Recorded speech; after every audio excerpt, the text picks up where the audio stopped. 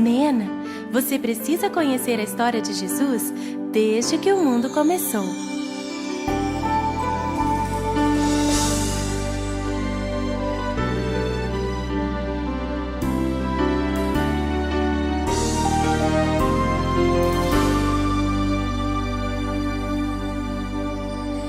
Tudo começou há muito tempo atrás,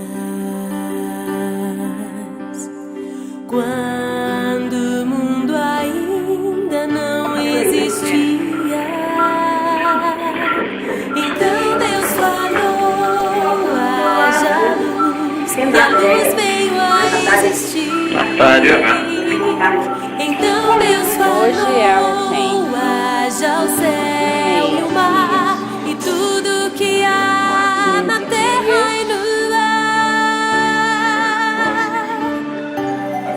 Deitada no quarto Cada plantinha, deserto ou riacho, cada pedrinha, cada monte ou penhasco, cada animal, pequeno ou grande, peixes, pássaros, feras, os insetos e répteis, todo ser que respira ou não, foi Deus quem criou.